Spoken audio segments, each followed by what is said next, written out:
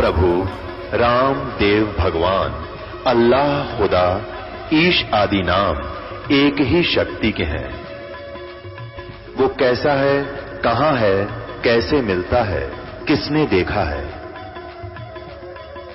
ये प्रश्नवाचक चिन्ह पूर्ण रूप से हटाने के लिए अवश्य सुनिए जगत गुरु तत्वदर्शी संत रामपाल जी महाराज के अमृत वचन, सर्व पवित्र धर्मों के पवित्र शास्त्रों के आधार पर। परमात्मा कहते राम नाम कड़वा लागे मीठे लागे दाम, और दुविधा में दोनों गए माया मिली न राम। वो 5 लाख फिर दे दो भगवान, तो सत्संग सुन ले के रख के बला टला करे। तो पुण्यात्माओं ये बातें याद रखने की है, खासकर आपके जगह होगी है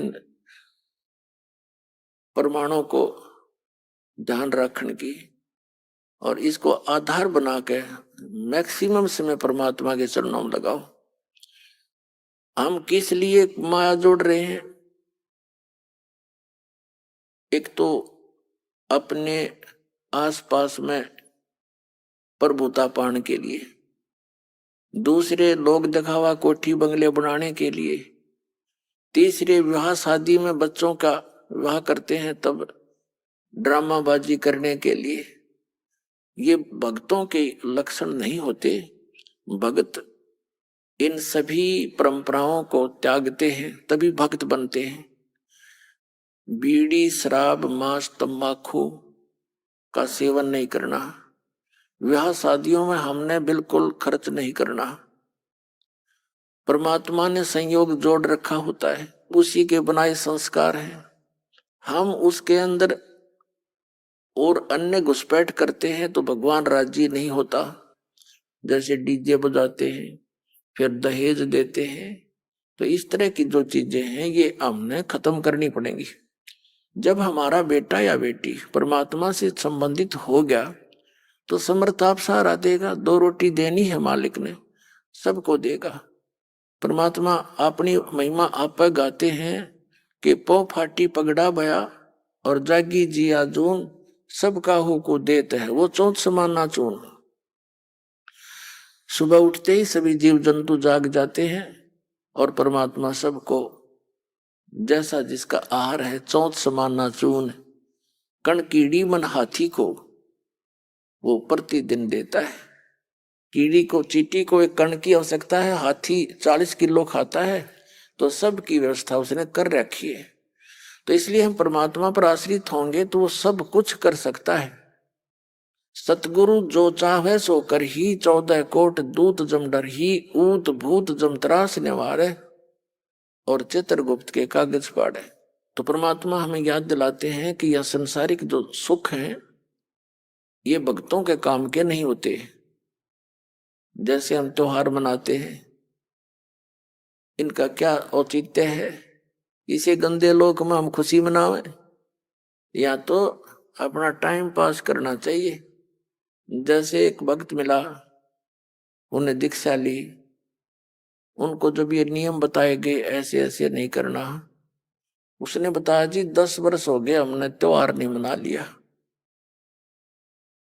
कोई ऐसी दुर्घटना घटती है कोई घर में चाचे ताऊआ के या रिश्तेदारी में बहन मामा बुआ के कि हमने 10 वर्ष हो गए कोई त्योहार नहीं मना लिया, तो फिर कहाँ गए वो त्योहार?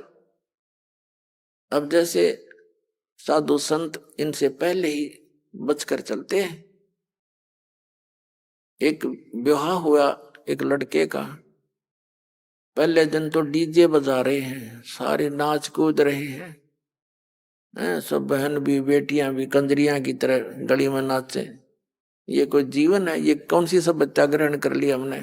प्रथम तो भक्तों का वैसे ही ये काम की नहीं, और आम समाज ने भी ना करने चाहिए जो भक्ति से दूर है। बहन बेटियां भी सड़े आम उसमें सड़क पर नाचे, और वो बूढ़े लोग आप भी गेले डूंगे मारे। ये कोई बात हुई? कहाँ गई बुद्धि? मती मारेगी सबकी। अध्यात्म ज्ञान से दूर हो गए। पश्चिमी सभ्यता को हम इन मीडिया के माध्यम से बुराई को ग्रहण करते जा रहे हैं, इसको दूर करना है हमें। ये भक्ता के काम की नहीं, बाकी चाहे कोई कुछ भी करो, बस उनको भी यही प्रार्थना है कि अब बुराई कतिकरण की नहीं है। अगले दिन वो दूल्हा जा रहा था विवाह के लिए, वो दुल्हे वाली कार टकरा गई जिसमें 7-8 व्यक्ति बैठे थे। एक कंटेनर से जा टकराई, 7-8 मर गए। पहले दिन तो नाचे थे, अगले दिन टक्कर मार रहे हैं। बाल पाड़ रही वह बहन बेटियां जो पहले दिन नाचे थी। अपने आत्माओं, इसे गंदे लोक में हम क्या कर रहे हैं? करना क्या चाहिए था? आदरणीय नानक साहिब जी के पास भक्त गए, जैसे आम व्यक्ति जाता है, देखते हैं। उनसे कहा कि भगवान आप बड़े मायूस रहते हैं, आपके चेहरे पर कोई खुशी नहीं नजर आती, क्या कारण है इसका? तब उन्होंने कहा था, ना जाने काल की कर डारे, किस विध ढल जा पास आवे, और जिनाते सिरते मौत खुड़क दी, उन्होंने केड़ा हासावे।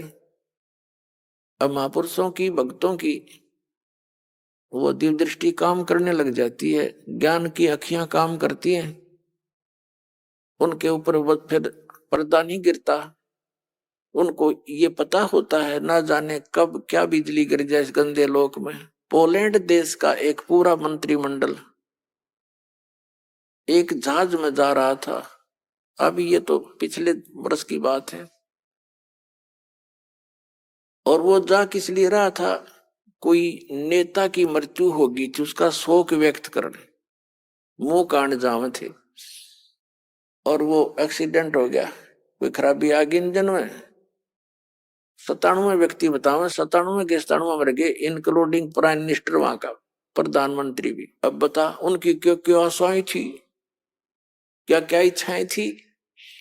तो पुण्यात्माओं, हमारे ऊपर इस काल की, इस माया का, भांग का घना नशा हो गया। इतने गजब के उदाहरण देखकर भी हमारी बुद्धि काम नहीं करती, डरते नहीं हम इस गंदे लोग से निकलने की चेष्टा भी नहीं करते। तो इस काल की माया की भांग हमने घड़ी पी रखी है। लेकिन इस ज्ञान के सुनने से ये एंटीबायोटिक है, इन्हीं से उतरेगी, या फिर भांग भी इन्हीं से उतरेगी, लगन भी इसी से जागेगी। जैसे हम माया जोड़न की होड़ बना रहे हैं, इसको छोड़न की और बुराई त्यागन की, फिर यहाँ देखा देखी या छूटेगी। इस ज्ञान के आधार से हम पल पल बचेंगे। और भी बहुत से प्रमाण हैं, जैसे यहाँ पीछे आंध्र प्रदेश का एक मुख्यमंत्री हेलीकॉप्टर से जा रहा था, हेलीकॉप्टर क्षतिग्रस्त हो गया, दुर्घटनाग्रस्त हो गया। 3 दिन में 100 पाया था उसका, और आगे माला लिए खड़े थे उसके, भाई यहाँ आएंगे पता नहीं क्या क्या सुख देगा, तुमने क्या सुख देगा, उसकी आप पर क्या हालत होगी। तो हम भगवान को छोड़ के और इन नकली सुख देने वालों के चिपक गए। ये क्या दे सकते हैं जिनका आप पर अस्तित्व नहीं? तो इनसे हटके भगवान पर आस्था बढ़ाओ, परमात्मा देगा। जब हमारा सारा काम ठीक होगा, हमारी रक्षा भी होगी, और परमात्मा ही सब कुछ करा सकता है और उन्हीं से करवा देगा। तो इसलिए हम मालिक पर विशेष आस्था रखेंगे, तो तभी हम इस भक्ति मार्ग पर आगे बढ़ेंगे। हमें रोज नए चमत्कार होंगे। जब तक हम भगवान को आधार मानकर इस भक्ति रूपी सफर पर नहीं चलेंगे और हम दूसरों पर आश्रित रहेंगे और भक्ति भी करती रहेंगे, तो हमने 50% लाभ होगा। 100% होगा जब हम पूर्ण विश्वास मालिक पर कर लेंगे। तो फिर देखना, ऐसे पीछे एक और था, कहाँ का, हिमाचल प्रदेश का, किसका था वो मुख्यमंत्री, 7 दिन में लाश पाई थी, हेलीकॉप्टर एक्सीडेंट होकर मर गया था। और कितने बताऊं, बहुत प्रमाण है, ये तो मुख्य से याद है। हरियाणा के 2 कैबिनेट मिनिस्टर शपथ लिए, 10 दिन भी ना हुए थे मेरे ख्याल में, हेलीकॉप्टर गिर गया, दोनों मर गए। तो पुण्यात्माओं, यहाँ संतों की इस वाणी को याद रखना चाहिए कि ना जाने काल की कर डारे, किस विध ढल जा पास आवे, और जिनाते सरते मौत खुड़क दी, उन्होंने केड़ा हंसावे। 1 सेकंड का पता नहीं कब के कहां से के कहानी बिगड़ जा।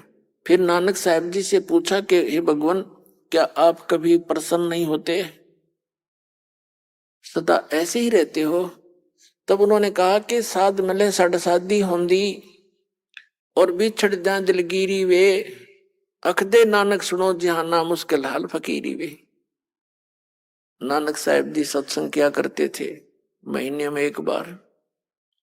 तो कहा करते थे जब ये साध मिले साढ़े शादी होंदी, ये साध संगत जब वापस आ जाती है सत्संग सुनने के लिए तो मेरी खुशी का ठिकाना नहीं रहता।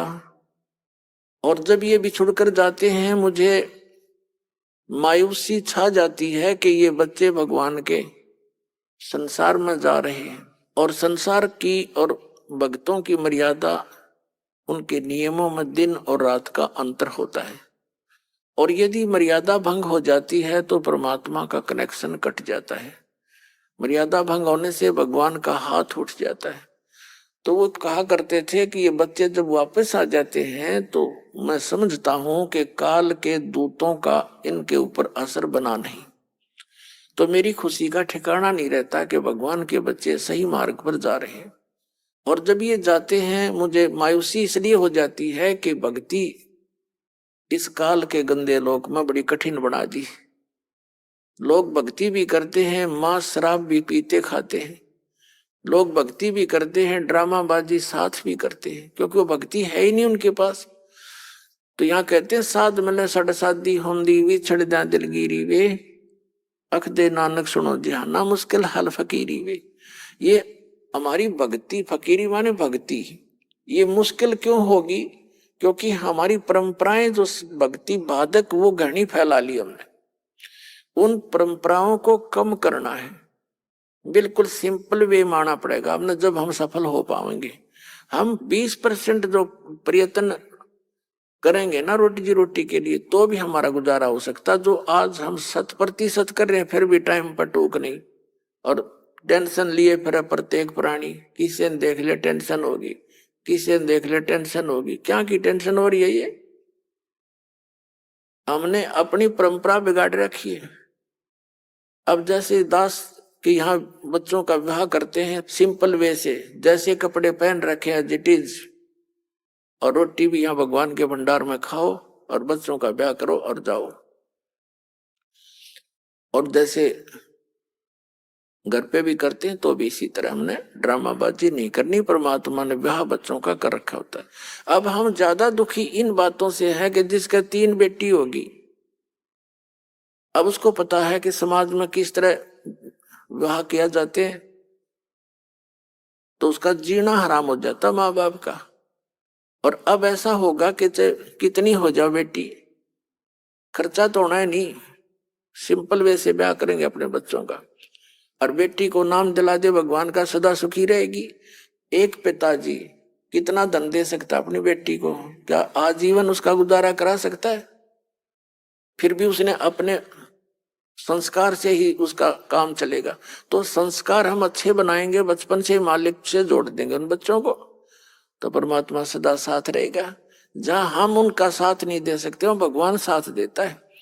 तो हम दुखी इसलिए हो गए कि हम परमात्मा की उस लाइन से दूर चले गए जिससे हमें सब सुविधाएं मिलनी थी।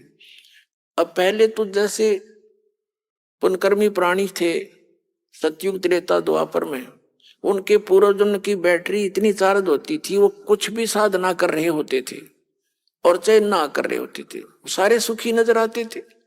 जो साधना कर रहे थे वो ये सोचा करते थे कि हम जो भक्ति कर रहे हैं इसी से हमें लाभ हो रहा है, क्योंकि आत्मा भगवान की भक्ति बिना रह नहीं सकती।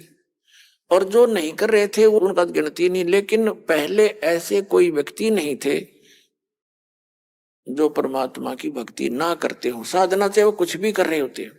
अब भी विश्व में 70-80% व्यक्ति हैं जो भगवान में आस्था रखते हैं।